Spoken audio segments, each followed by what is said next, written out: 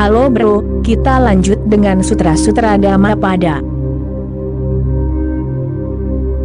Sutra berikutnya, tetapi dia yang hidup murni dan percaya diri dalam ketenangan dan kebajikan, yang tanpa bahaya atau luka atau celaan, bahkan jika dia mengenakan pakaian bagus, selama dia memiliki keyakinan, dia adalah seorang pencari sejati. Tetapi dia yang hidup murni. Apa yang dimaksud Buddha dengan hidup murni? Yang dia maksud adalah hidup tanpa dosa, tanpa kepercayaan, tanpa keraguan, hidup bukan dari pikiran melainkan dari meditasi. Dia memiliki maknanya sendiri, tentang kemurnian.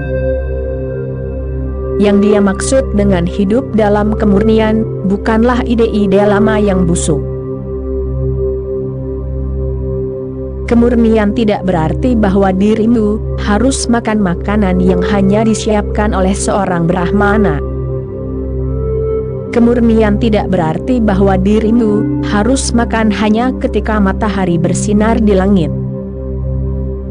Kemurnian tidak berarti bahwa dirimu hanya boleh memakai ini dan dirimu tidak boleh memakai itu.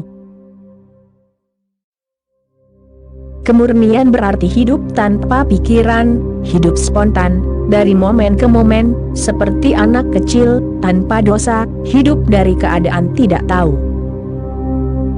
Semua pengetahuan itu licik, dan semua pengetahuan merusak. Hidup dari keadaan tidak tahu adalah kemurnian. Sokrates berkata, aku hanya tahu satu hal, yaitu aku tidak tahu apa-apa, yaitu kemurnian. Buddha biasa memberitahu murid-muridnya, jangan pernah mengajukan pertanyaan metafisik kepadaku, karena aku tidak tahu. Jangan bertanya tentang Tuhan, dan jangan bertanya tentang jiwa, dan jangan bertanya tentang surga dan neraka. Ia menyiapkan daftar 11 pertanyaan, 11 pertanyaan itu berisi semua pertanyaan yang ada dalam filsafat. Setiap kali ia memasuki kota baru, murid-muridnya akan berkeliling dan memberitahu orang-orang, jangan ajukan 11 pertanyaan ini, karena Buddha tidak akan menjawab pertanyaan-pertanyaan ini. Ia hanya tertarik pada pertanyaan-pertanyaan praktis. Bertanyalah tentang keserakahan, dan bagaimana cara menyingkirkannya. Bertanyalah tentang kemarahan, dan bagaimana cara mengatasinya.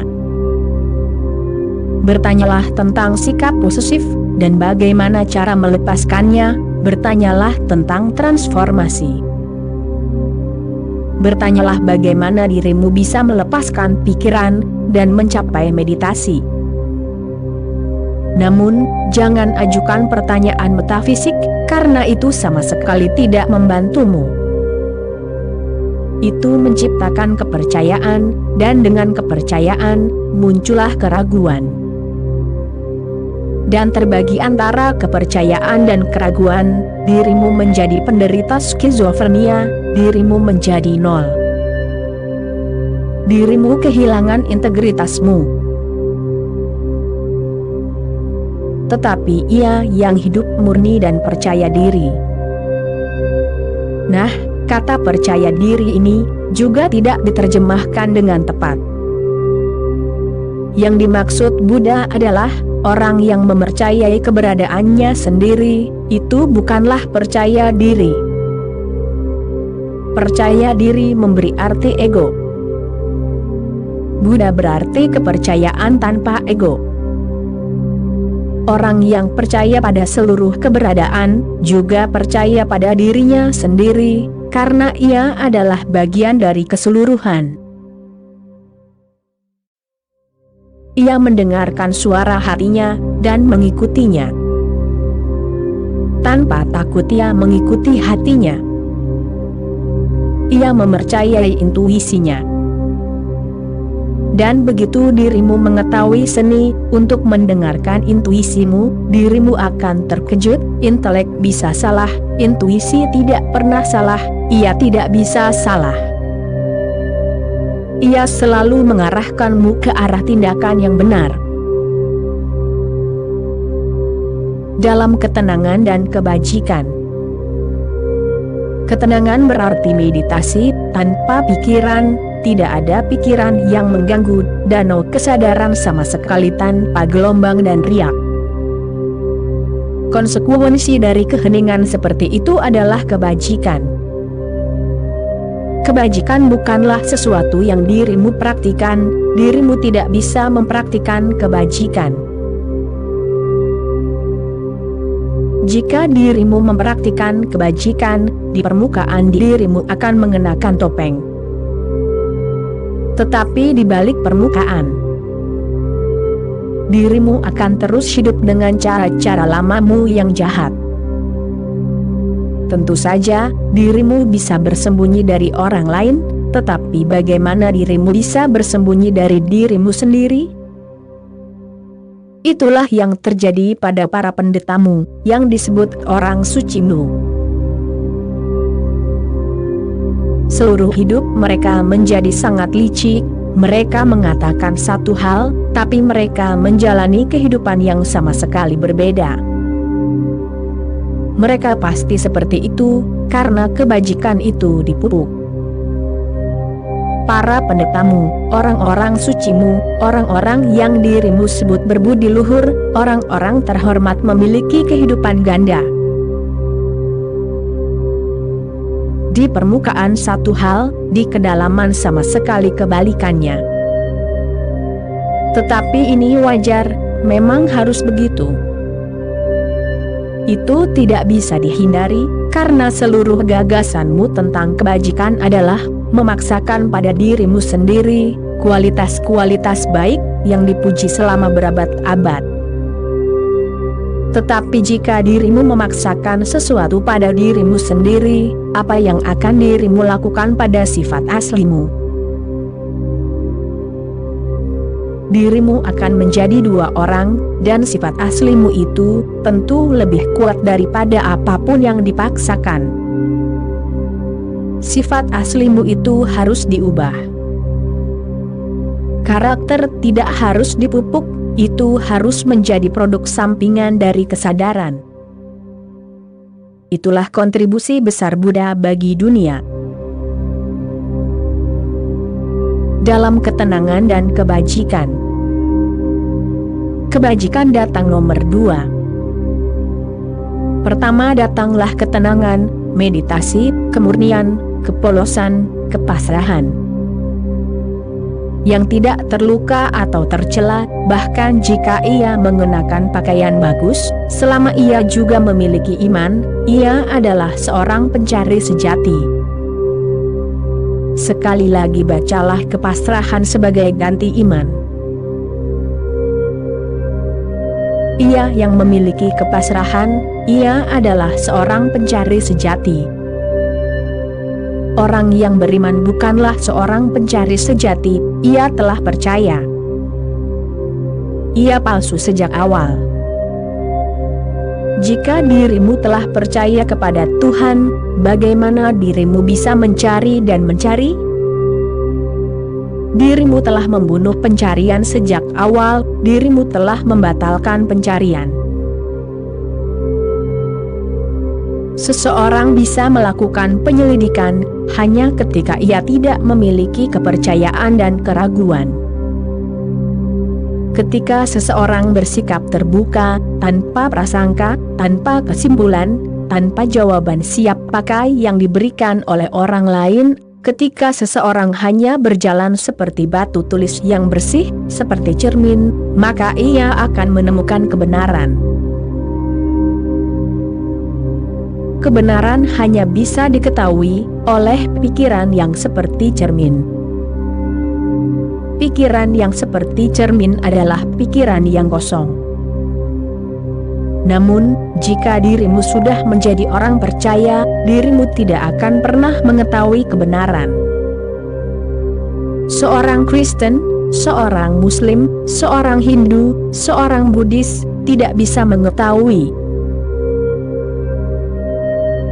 Dirimu tidak bisa mengetahui, kecuali dirimu menyingkirkan semua ideologi ini, menyingkirkannya, dan memulai perjalanan dengan sepenuhnya terbuka, bahkan tidak ada sedikit pun prasangka yang mengintai di suatu tempat dalam pikiranmu. Syarat pertama dari pikiran ilmiah adalah tidak memulai dengan sebuah kesimpulan. Buang kesimpulanmu. Dirimu harus benar-benar waspada bahwa dirimu tidak tahu apa kenyataannya, lalu dalami. Dan kemudian selidiki, tetaplah sangat tidak memihak. Bahkan jika itu bertentangan dengan teorimu, biarkan saja. Kebenaran harus diungkapkan, bukan kepercayaan yang harus dibuktikan. Dalam sains dirimu tidak memulai dengan sebuah kesimpulan, dirimu hanya memulai dengan sebuah hipotesis, mungkin tidak, barangkali. Dirimu memulai dengan sebuah mungkin. Mungkin membuat dirimu tetap terbuka. Buddha tidak bisa mengartikan iman, Buddha tidak bisa mengartikan kepercayaan. Ia mengartikan kepasrahan, penerimaan bahwa jika dirimu pergi tanpa kesimpulan apapun, dirimu akan menemukannya. Karena kebenaran itu ada di sana.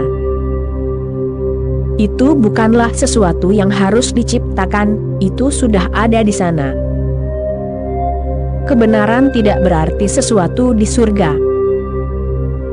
Kebenaran berarti realitas di sini. Apapun itu. Ksis, mulailah dengan sebuah mungkin. Jadilah seorang penanya. Dan kemudian Buddha berkata, bahkan jika ia mengenakan pakaian bagus, tidak perlu telanjang, tidak perlu meninggalkan, tidak perlu berpuasa. Hal-hal nyata yang harus ditinggalkan adalah kesimpulanmu, kepercayaanmu, prasangkamu. Sutra berikutnya, seekor kuda yang mulia jarang merasakan sentuhan cambuk. Siapakah di dunia ini yang tidak bersalah? Buddha adalah seorang pangeran, sebelum ia menjadi tercerahkan, dan ketika ia menjadi pangeran, ia sangat mencintai kuda. Ia adalah seorang pencinta kuda. Pada masa itu, kuda adalah kendaraan yang bergerak paling cepat. Dan kuda adalah pendukung terbesar dalam perang. Dan ada pecinta kuda, dalam bahasa Inggris, nama Philip berarti pecinta kuda. Buddha adalah seorang Philip. Ketika ia menjadi tercerahkan, ia mengingat kuda berkali-kali.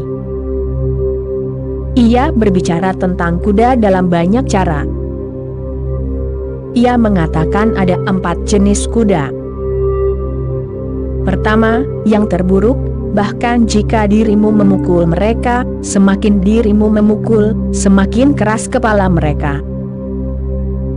Mereka tidak memiliki aristokrasi, tidak ada keanggunan, tidak ada martabat. Dirimu bisa menghina mereka, dirimu bisa mencambuk mereka, dirimu bisa memukul mereka. Mereka sangat berkulit tebal. Jika mereka tidak ingin bergerak, mereka tidak akan bergerak. Kemudian jenis kedua, jika dirimu memukul mereka, mereka akan bergerak, mereka memiliki sedikit martabat, rasa harga diri. Kemudian jenis ketiga, sedikit lebih tinggi, dirimu tidak perlu memukul mereka, cukup dengan suara cambuk. Dan yang tertinggi, yang keempat, bahkan suara cambuk tidak diperlukan, cukup dengan bayangan cambuk. Buddha berkata bahwa manusia juga ada 4 jenis. Yang tertinggi, yang paling cerdas, para pencari kebenaran sejati, hanya membutuhkan bayangan cambuk, cukup dengan sedikit petunjuk dari sang master. Mereka tidak perlu dipukul, mereka tidak perlu dipaksa. Seekor kuda yang mulia jarang merasakan sentuhan cambuk. Kuda yang mulia tidak perlu merasakan sentuhan cambuk, cukup dengan bayangannya. Jadi, ada 4 jenis murid juga. Jenis yang tertinggi hanya menerima petunjuk. Terkadang bahkan tidak sepatah kata pun diucapkan. Sang master hanya menatap matamu, dan itu sudah cukup. Seekor kuda yang mulia jarang merasakan sentuhan cambuk. Siapakah di dunia ini yang tidak bersalah? Buddha bertanya. Siapakah di dunia ini yang tidak bersalah? Orang itu mampu menjadi seorang Buddha. Orang itu mampu menjadi murid terlebih dahulu, kemudian menjadi master. Sutra berikutnya, kemudian seperti kuda yang mulia, yang cerdas di bawah cambuk, terbakar dan menjadi cepat.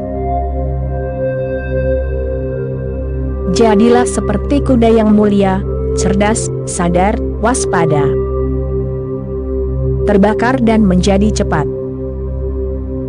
Jika dirimu sadar, kesadaran adalah api, ia membakar semua yang salah dalam dirimu. Ia membakar egomu, keserakahanmu, rasa posesifmu, kecemburuanmu. Ia membakar semua yang salah dan negatif, dan ia meningkatkan semua yang indah, anggun, ilahi. Dan ketika yang kasar dan jelek terbakar, ketajaman yang luar biasa terjadi padamu, kecepatan yang luar biasa datang ke dalam hidupmu, intensitas dan gairah yang luar biasa, totalitas dan keutuhan yang luar biasa. Sutra berikutnya, percaya, bermeditasi, lihat. Izinkan aku mengingatkanmu lagi, jangan membaca percaya, baca pasrah, pasrah, bermeditasi, lihat. Ini adalah 3 langkah, sederhana, sangat sederhana. Hal pertama adalah kepasrahan. Miliki kepasrahan yang penuh cinta untuk semua yang ada, maka meditasi menjadi mudah, karena dirimu bisa bersantai. Orang yang pasrah bisa bersantai untuk hidup. Orang yang tidak bisa pasrah tetap tegang, tetap cemas, takut. Orang yang pasrah bisa mencair, bisa menghilang, menguap. Dia tahu, bahkan jika aku jatuh ke lautan, aku hanyalah setetes embun. Tetapi dia juga tahu, sebagai setetes embun aku akan menghilang, tetapi aku akan ada sebagai lautan. Aku tidak akan kehilangan apapun, aku akan memisahkan semuanya. Meditasi adalah setetes embun yang menghilang di lautan. Sutra berikutnya, dan kemudian ada penglihatan. Itulah sebabnya saya katakan Buddha tidak memiliki filosofi melainkan filosia, dia tidak memiliki sistem pemikiran melainkan cara, metode, untuk melihat. Sutra berikutnya, jadilah tidak berbahaya, jadilah tidak bersalah. Sadarlah terhadap hukum. Tetaplah selaras dengan hukum keberadaan itu. Mengalirlah bersama sungai, jangan mencoba untuk melawan arus. Biarkan pelepasan menjadi sutra dasarmu, maka dirimu akan menjadi tidak terbahaya dan tidak akan tercela. sadarlah terhadap hukum. A.S. Damo Sanantano, sadarlah terhadap hukum abadi. Sutra berikutnya, dan dari semua kesedihan, bebaskan dirimu. Kesedihan muncul setiap kali dirimu menentang hukum keberadaan, dan kebahagiaan muncul setiap kali dirimu mengikuti iramanya, menari bersamanya, sambil bergandengan tangan. Sutra berikutnya, petani menyalurkan air ke tanahnya. Pembuat anak panah mengasah anak panahnya. Tukang kayu mengolah kayunya. Dan orang bijak menguasai dirinya sendiri. Inilah cara untuk menjadi bijak dan menjadi tuan bagi diri sendiri. Tanpa menjadi tuan bagi diri sendiri, hidupmu kosong, sia-sia, tidak berarti. Hidup tidak bisa memiliki puisi, tidak bisa memiliki kegembiraan, tidak bisa memiliki ekstase. Dan ekstase, kegembiraan, adalah hak asasimu. Tetapi dirimu bisa memilikinya, hanya ketika dirimu mencapai nilai ini, pada kelayakan ini. Sadarilah, berserah dirilah, mulailah melihat, singkirkan semua kepercayaan dan keraguan, dan tujuannya tidak akan jauh. Dirimu tidak perlu pergi kemanapun. Jika dirimu bisa berserah, bermeditasi, melihat, jika dirimu bisa terbangun pada hukum abadi, dirimu adalah penguasa, bukan penguasa orang lain, melainkan penguasa dirimu sendiri. Dan itulah penguasaan sejati. Yesus menyebutnya kerajaan Tuhan. Namun, dirimu harus dilahirkan kembali, dirimu harus mempelajari cara hidup baru, izinkan aku mengingatkanmu, bukan filosofi baru. Dan Buddha memberimu petunjuk.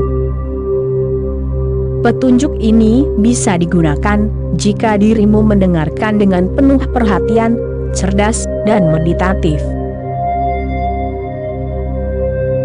Oke bro, itulah kutipan kali ini bro, kita sambung lagi nanti bro. Terima kasih bro.